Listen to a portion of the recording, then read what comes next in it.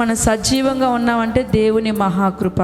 మన శక్తో మన భక్తో మన యొక్క జాగ్రత్తను బట్టి మనం సజీవంగా లేము, కానీ దేవుడు మనల్ని కాపాడుతున్నాడు కాబట్టే మనం క్షేమంగా సజీవంగా ఉన్నాము.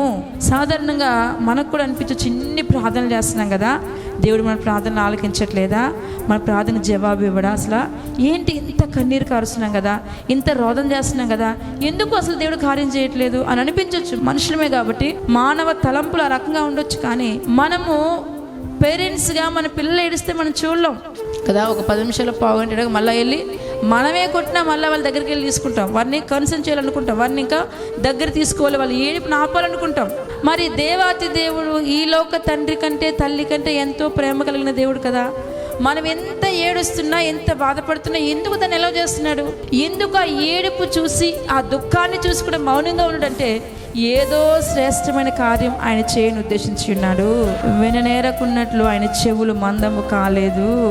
మన దేవుడు సజీవుడు, మన దేవుడు ప్రార్థనలు ఆలకించేవాడు, మన దేవుడు ప్రతి ప్రార్థనకి జవాబిచ్చేవాడు, మన దేవుడు కన్నీరు తుడిచేవాడు, మన దేవుడు ఆదరించేవాడు, మన దేవుడు ధైర్యపరిచేవాడు, మన దేవుడే మనకు ఆశ్రయ దుర్గమై ఉన్నాడు. కాబట్టి ఖచ్చితంగా దేవుడు ఎప్పుడు అన్యాయం చేసేవాడు కానే కాదు. ఆలస్యం అయితే అవ్వచ్చేమో కానీ అన్యాయం ఏమాత్రం చేసే దేవుడు కాదు.